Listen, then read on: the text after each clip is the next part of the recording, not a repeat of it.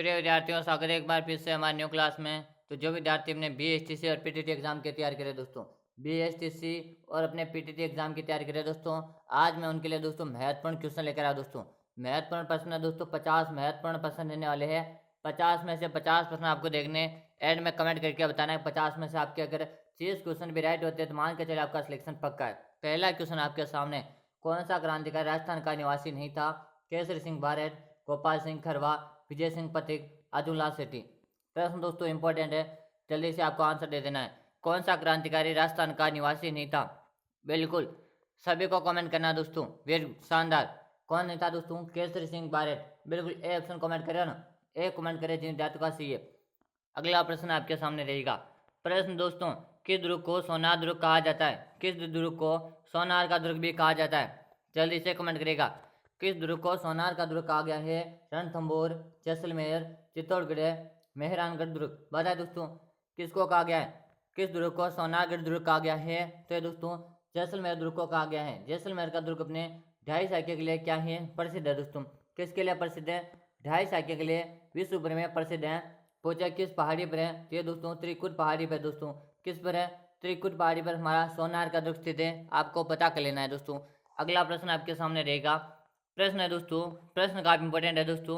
प्रश्न आपके सामने जो है, प्रसिद्ध बादला जो राजस्थान के किस शहर का प्रसिद्ध है? यानी कि बादला कहाँ का प्रसिद्ध? नागौर, गंगानगर, जोधपुर, सीकर। ये अपने BSTC का एग्जाम 2022 में पूछा गया था। कब पूछा गया था? BSTC 2022 में प्रश्न पूछा गया था कि दोस्तों क्या है, बादला कहाँ का प्रसिद्ध है? ये हमारे जोधपुर जिले का प्रसिद्ध है। बादला नाम एक पानी का बर्तन है जो हमारे जोधपुर का प्रसिद्ध है। अगला प्रश्न रहेगा कि लोहागढ़ का दुर्ग कहाँ पे स्थित है? लोहागढ़ का दुर्ग कहाँ पे स्थित बताओ?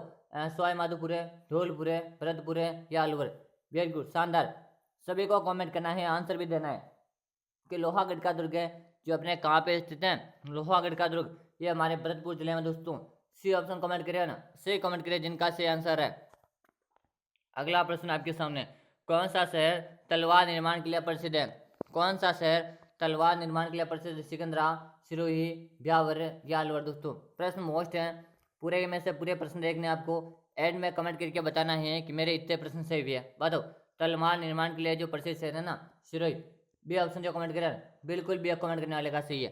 अगला प्रश्न, प्रश्न आपके सामने रहेगा। प्रश्न है दोस्तों, राजपूताना के किस राज्य ने सर्वप्रथम अकबर की दीनता स्वीकार की? दोस्तों राजपूताना के किस राज्य ने सर्वप्रथम अकबर की दीनता स्वीकार की? बीकानेर, रणथंभौर, आमेर या मारवाड़ दोस्तों। कमेंट करेगा, सभी को कमेंट करना है, आंसर देना भाई, फटाफट से आंसर दे दीजिएगा। बिल्कुल सभी आंसर देगा। कौन? बिल्कुल शानदार, सही कमेंट करो। आमेर कमेंट करो ना, आमेर आपका राइट आंसर है। आमेर कमेंट करने वाले का सी ऑप्शन को हम यहाँ पे लॉक कर देते हैं। अगला प्रश्न, प्रश्न अगला है, मारवाड़ राप्रगणानी विगत के लेखक थे?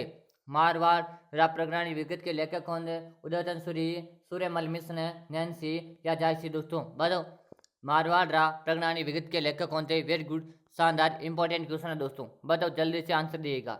बिल्कुल सही कमेंट करो, मोहननाथ नैन्सी। सी ऑप्शन आपका राइट आंसर दोस्तों। क्या है? सी कमेंट करो ना, आपका भी सी राइट आंसर है। अगला प्रश्न है, कंदोरा नामक आभूषण औरतें कहाँ पहनना चाहती है? कंदोरा एक प्रकार का आभूषण है, इसे औरतें कहाँ पहनती है? नाक में, कान में, कमर में या पाँव में। कंदोरा दोस्तों, कैसे कंदोरा, कैसे कमर में। सी ऑप्शन को यहाँ पे राइट आंसर मानेंगे, सी आपका राइट आंसर रहेगा। अगला प्रश्न रहेगा, नृत्य की किस शैली से दयाराम संबंधित था? नृत्य की किस शैली से दयाराम संबंधित है? भवाई नृत्य, गरबा, घेर या घूमर दोस्तों। काफी इंपॉर्टेंट प्रश्न है, आंसर देना सभी को। तो भवाई नृत्य से संबंध है, ए ऑप्शन को हम लॉक करेंगे। जब ए बता रहे हैं ना, बिल्कुल ए बताने वाले विद्यार्थी का सही है।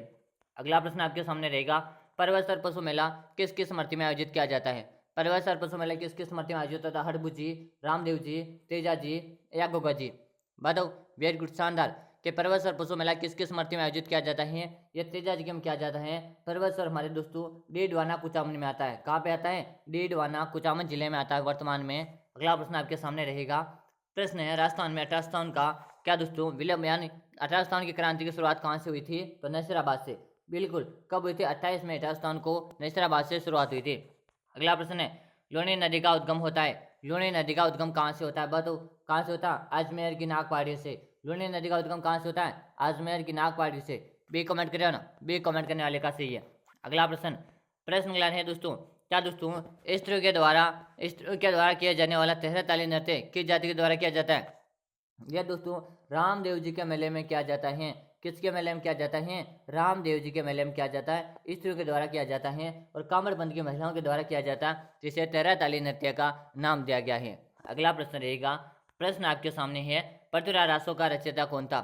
बहुत इंपॉर्टेंट प्रश्न है, क्वेश्चन को लगाओ कि पृथ्वीराज रासो के रचयिता कौन था? ज्ञानचंद सूरी, मोहम्मद नैन्सी, महाकवि, माघ चंद्रवरदाई। बिल्कुल चंद्रवरदाई कमेंट करें ना डी ऑप्शन को, तो हम जल्दी जल्दी क्वेश्चन देखेंगे।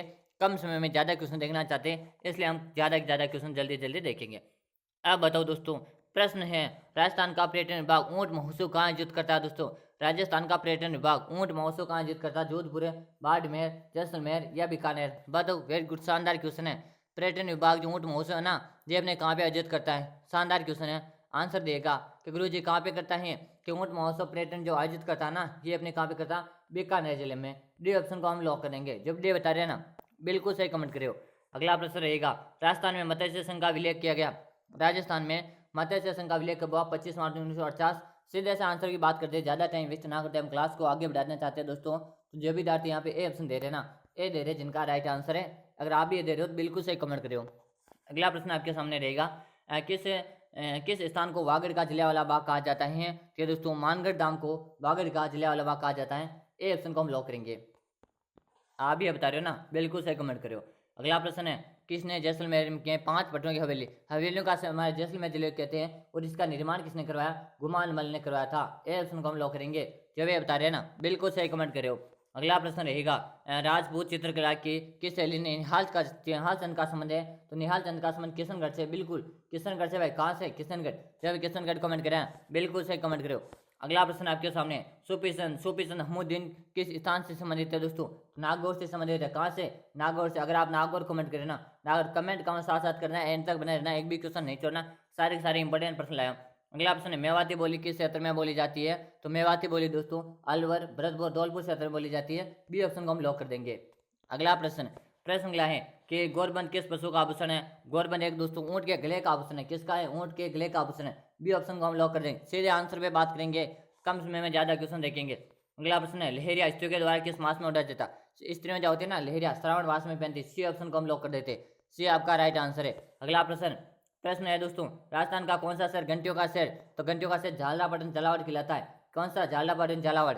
एक अगला प्रश्न है जिसका आंसर आप कमेंट में देना है। और आज का इतना ही, ये आपके लिए होमवर्क है दोस्तों। मिलते हैं अगली क्लास में, तब तक के लिए जय हिंद, वंदे मातरम।